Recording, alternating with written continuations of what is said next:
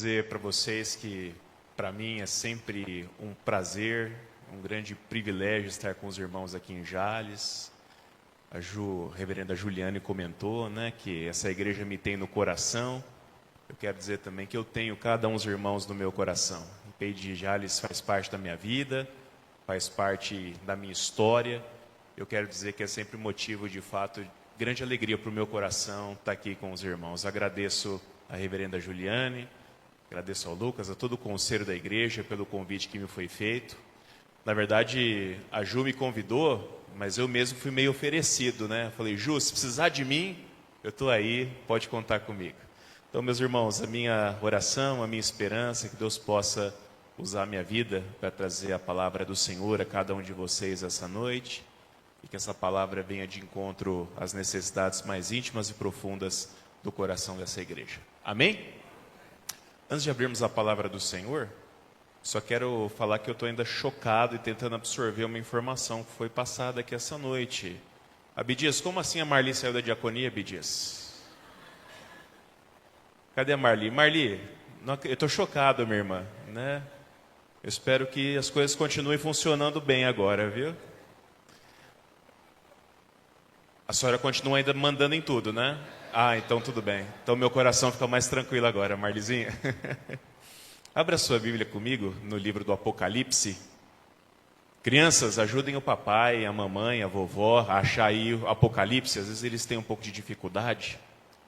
Fala para ele assim, é o último livro da Bíblia.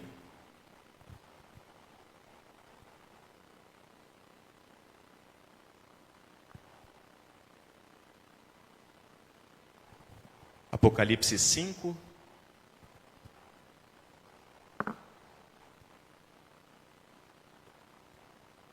Eu quero ler do verso 6 até o verso de número 10. Apocalipse capítulo 5, do verso 6 ao verso de número 10. Em cultos de Santa Ceia, minhas pregações costumam ser breves. Então não saia para ir no banheiro, senão você vai perder metade da palavra, você vai ter que assistir em casa depois. Amém, meus irmãos? Vou procurar ser bastante objetivo. Diz assim a palavra do Senhor. Então vi, no meio do trono e dos 4 seres viventes e entre os anciãos em pé, um cordeiro que parecia que tinha sido morto.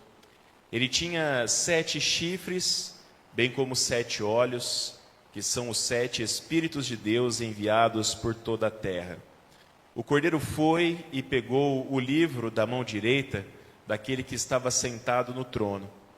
E quando ele pegou o livro, os 4 seres viventes e os 24 anciãos se prostraram diante do cordeiro, tendo cada um deles uma harpa e taças de ouro cheias de incenso, que são as orações dos santos. E cantavam um cântico novo, dizendo: digno és de pegar o livro e de quebrar os selos, porque foste morto, e com o teu sangue compraste para Deus os que procedem de toda tribo, língua, povo e nação. E para o nosso Deus os constituísse reino e sacerdotes, e eles reinarão sobre a terra. Amém? Palavra do Senhor. Queridos irmãos, é muito interessante a forma como nós cuidamos das coisas quando elas estão novas. Por exemplo, talvez, assim como eu, você esteja precisando trocar o seu celular. Meu celular já está colocando a língua para fora, já tem uns 2 anos já, meus irmãos. E eu estou resistindo para não comprar outro, mas eu acho que vai chegar um momento que ele vai morrer e eu vou ter que comprar. E quando nós compramos um novo, parcelado em 12 vezes sem juros, a gente sofre para pagar cada uma das parcelinhas. O nosso cuidado, o nosso zelo pelo aparelho, normalmente ele é diferenciado no início enquanto ele é novo. Talvez você vai se identificar com o que eu vou falar agora. A primeira coisa que você faz ao sair da loja é ir correndo para alguma dessas lojas de celular e comprar uma película para ele, não é verdade? Afinal de contas, você não quer correr o risco de riscar a tela. Você também compra uma capinha, de preferência aquelas anti-quedas, né, para evitar que o celular seja danificado. Nos primeiros dias com o aparelho novo, você toma o maior cuidado do mundo. Você lava a mão para mexer nele, você recarrega a bateria exatamente conforme a orientação do fabricante, o tempo certinho, não deixa ele esturricando lá na tomada. Quem tem criança, quem tem filho pequeno, não deixa nem chegar perto, né? Dá o celular velho na mão dele e fala assim, faz o que você quiser, mas não chega perto do meu aparelho novo. E se o celular cai no chão, molha ou suja, dá aquele mini infarto na gente, né? Assim, meu Deus, tem misericórdia de mim. Ainda nem terminei de pagar, já vai quebrar. Mas depois de um tempo, conforme ele vai ficando mais velho, a nossa tendência é relaxar. A película trinca e a gente simplesmente arranca e deixa sem mesmo. A gente chega em casa cansado do trabalho, tira o celular do bolso e joga ele em qualquer lugar. Às vezes ele quica, né, cai no chão, uma bagunça toda. E se ele cai no chão, é só mais uma de muitas quedas que ele já teve. A gente só dá uma olhadinha para ver se não quebrou nada, né, e vida que segue. A gente pega com a mão suja mesmo, a gente dá o celular na mão da criança, né, às vezes está meio inquieta, né. Então aqui, assiste um vídeo, vai jogar alguma coisa, seja o que Deus quiser. O mesmo acontece, talvez eu diria, com um carro novo, né? Não sei se os irmãos aqui já tiveram oportunidade de comprar um carro zero, mas quando a gente adquire um carro zero, você nem sai da concessionária se não tiver seguro, não é verdade? Em Votuporanga, esses dias saiu uma notícia que eu fiquei com o coração arrasado pela pessoa. Ele tinha comprado um carro zero, o sonho da vida dele. Saiu na concessionária, pegou a pista, bateu o carro, deu perda total. Já pensou? Tem muita gente que não sai nem da concessionária se não tiver seguro. Aí com carro novo, às vezes a gente nem tira os plásticos, né, dos bancos, do painel, para deixar ele novinho um pouco mais de tempo. Comer dentro do carro, novo? De jeito nenhum, né, meus irmãos? Especialmente se tiver com criança, né? A gente até evita levar criança quando o carro é novo. Quando alguém vai entrar, a gente pergunta se o pé está limpo, né, Marcelinho? O pé está limpo? Bate a terra aí, bate o pé para sair a terra antes de entrar. Se a pessoa bate a porta do carro, a gente já olha feio para ela, né? Fala, você não tem geladeira em casa, né? Pelo menos meu pai falava isso para mim quando eu era criança. A gente só abastece o carro com combustível premium. Não importa o preço. Fala assim, enche o tanque da gasolina aditivada, Shell Power, não sei o que lá das quantas aí. A gente vai passar por uma lombada, né, seu Zezinho? Freia o carro, quase parando, né? 5 por hora para passar devagarzinho. Vai estacionar para meio metro do meio fio para não ralar a roda. Mas com o passar do tempo as coisas também mudam, né, meus irmãos? A não ser que você seja um maníaco obsessivo por carro, e tem alguns, a gente sabe disso, a gente costuma também relaxar. A gente vai abastecer e o combustível é o mais barato que tiver, né? Fala assim, coloca o mais em conta que tiver aí. Na hora de trocar óleo, se passou 1000 quilômetros da troca, a gente fala assim, ainda dá para andar mais um pouquinho, né? Vamos deixar como está. A gente olha para o carro tem mais embalagem de comida do que o lixo do McDonald's. A gente passa na lombada a 100 por hora, salve-se quem puder. Tomara que o carro tenha aquele negócio de segurar. Eu não vou falar o nome porque a gente está na igreja, mas você sabe qual que é, né, meu irmão? A baliza é feita de qualquer jeito, né? E se ralar a roda, paciência, né? As mulheres às vezes ralam, não conta para o marido, né? Às vezes eu vou no meu carro está com algum raladinho na roda assim, e eu já sei que não foi a Vivian, provavelmente fui eu, né, que ralei e não percebi. A gente lava o carro só quando dá vergonha, né, Jonas? Chega assim, nossa, eu estou com vergonha de sair com esse carro na rua. Já pensou que os irmãos da igreja vão falar? Né? Então aí eu vou, eu lavo, eu aspiro e assim por diante. A moral disso, meus irmãos, é que conforme o tempo passa, a tendência é que o cuidado, a tendência é que o zelo com os nossos bens, ele acabe diminuindo. E aí, como nós vivemos numa sociedade consumista e numa cultura que é a cultura do descartável, o ciclo logo se reinicia quando a gente troca o velho pelo novo. Ainda bem que Deus não nos trata assim, não é verdade? Já pensou se o tratamento do Senhor conosco fosse dessa forma? Um dos ensinos centrais do Evangelho é que através da cruz, através do sangue de Cristo derramado no madeiro, nós somos comprados pelo Senhor. Nós somos adquiridos por Deus. nós passamos a pertencer a Ele, passamos a ser a sua propriedade, passamos a ter um Senhor, passamos a ter um único dono. O próprio texto que a gente leu agora há pouco, de Apocalipse 5, ele apresenta de forma muito clara essa ideia para nós. Na revelação das últimas coisas que é dada por Jesus Cristo ao apóstolo João, quando ele estava preso na ilha de Patmos, nos capítulos iniciais, de modo especial no capítulo 1, nós vemos o Senhor Jesus se manifestando, se apresentando, se revelando a João.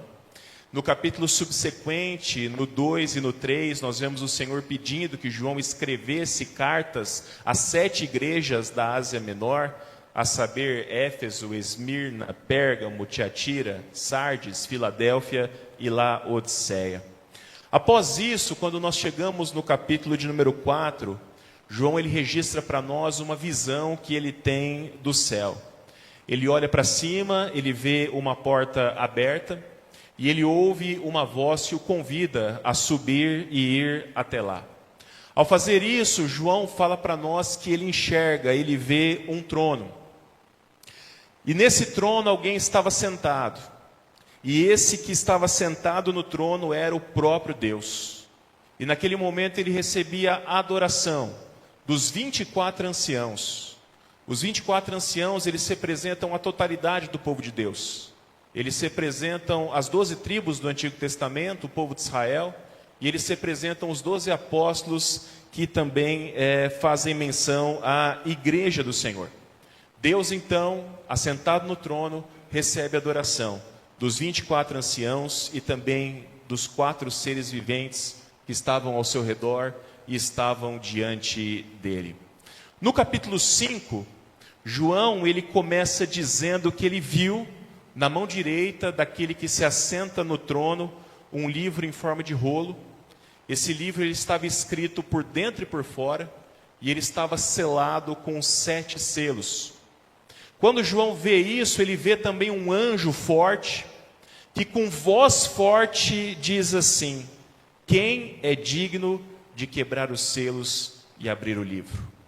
E aí João relata que começa um momento de tensão profunda, porque nem no céu, nem na terra, nem debaixo da terra é encontrado alguém que podia abrir o livro ou sequer olhar para ele.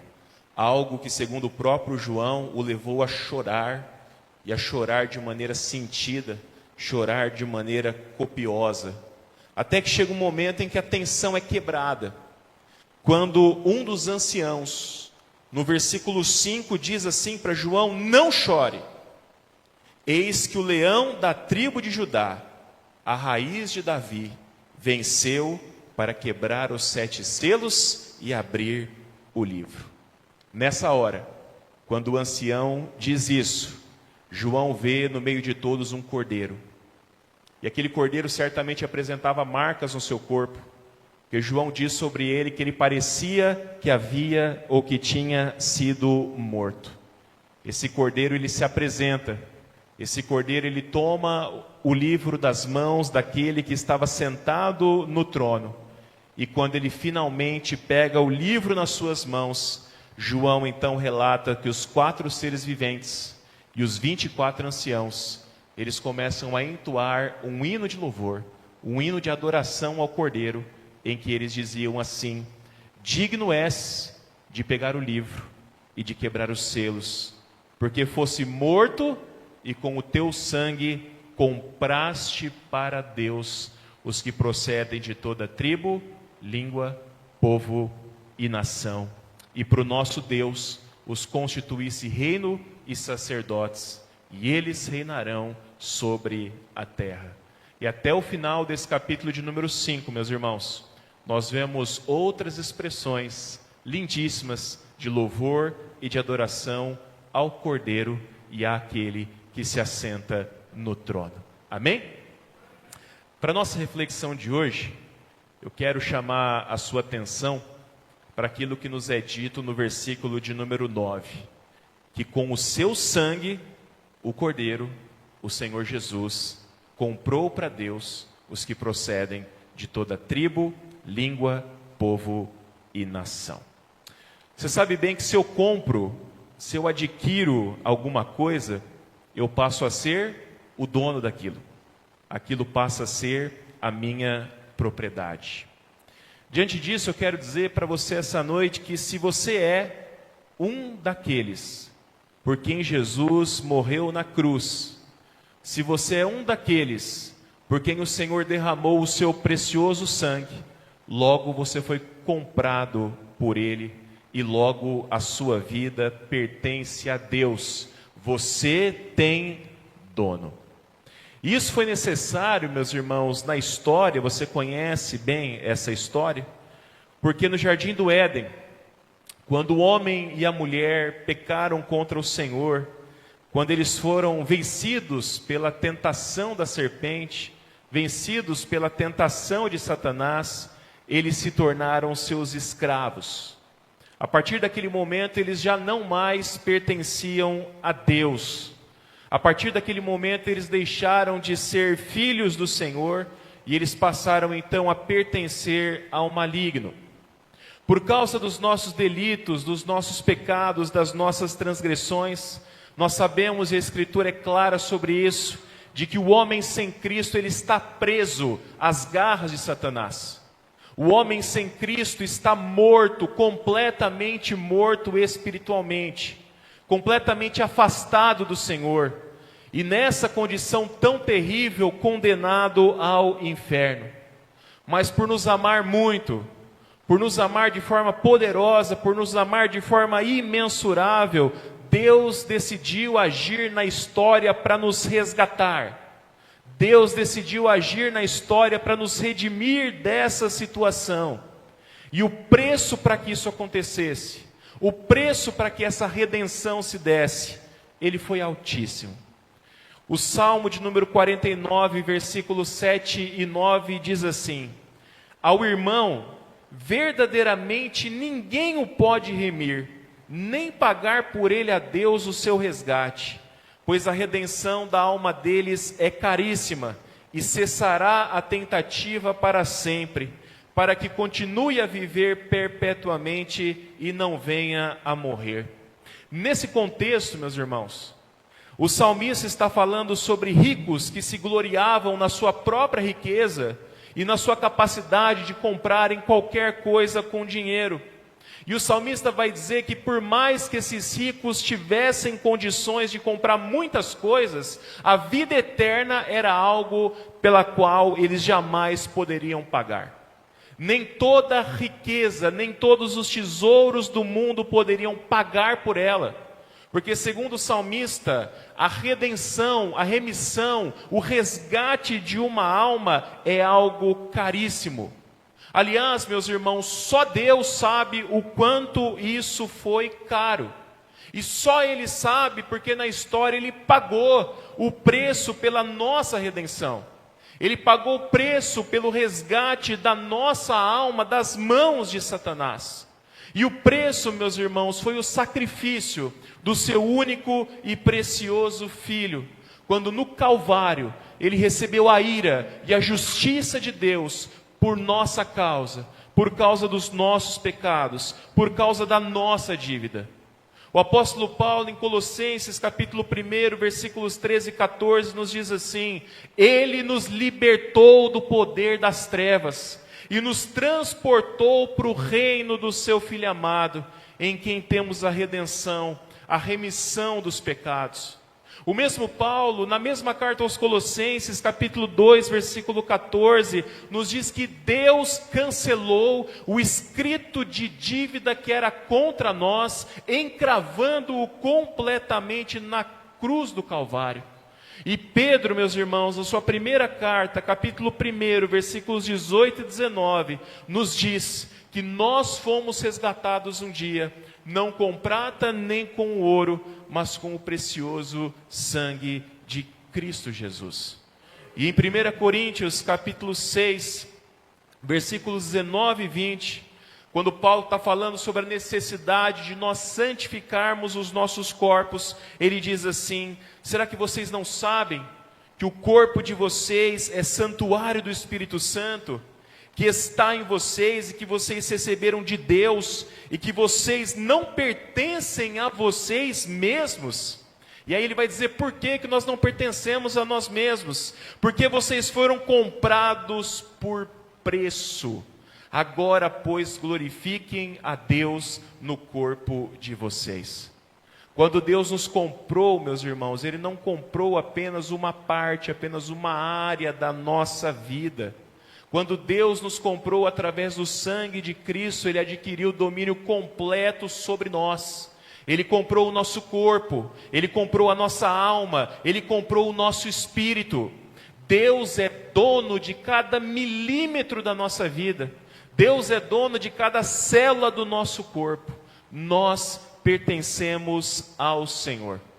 Aquela história, meus irmãos, de que eu sou dono do meu próprio nariz e eu faço o que eu quiser na minha vida, essa é só mais uma das balelas, é só mais uma das mentiras que o diabo gosta de colocar no nosso coração. Só vive assim aqueles que continuam pertencendo ao próprio diabo e aqueles que estão debaixo do seu domínio. Se você pertence a Cristo, eu quero dizer para você mais uma vez essa noite, que Ele é o dono do seu nariz. Mais do que isso, Ele é o dono de toda a sua vida. E você faz com ela aquilo que Ele quer acima de tudo.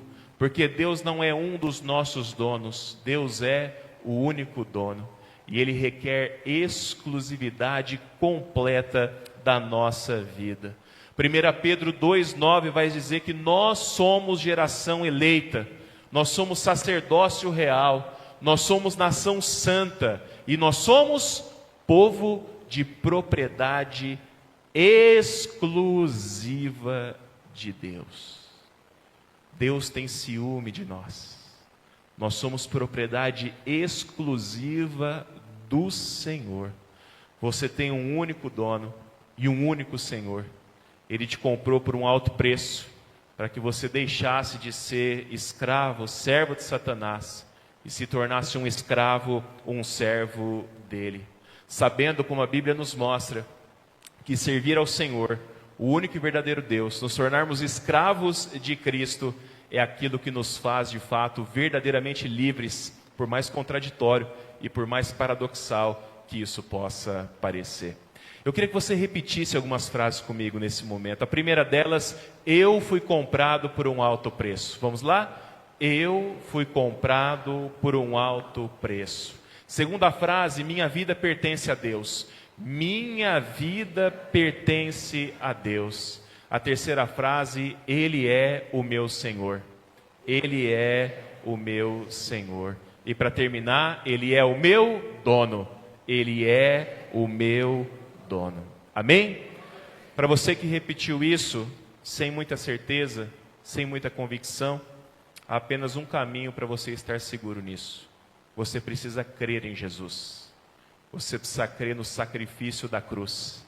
Você precisa crer que Deus pagou de fato um preço altíssimo pela sua vida. E ao depositar fé, ao colocar toda a confiança no seu coração nisso, você precisa confessar com a sua boca que Jesus é o Senhor e o Salvador da sua vida, que Jesus tem completo domínio, completo controle sobre você. Ele exerce de forma perfeita e completa o senhorio dele sobre a sua vida. Amém? Se você não tem certeza, não tem convicção, não saia daqui essa noite sem fazer isso.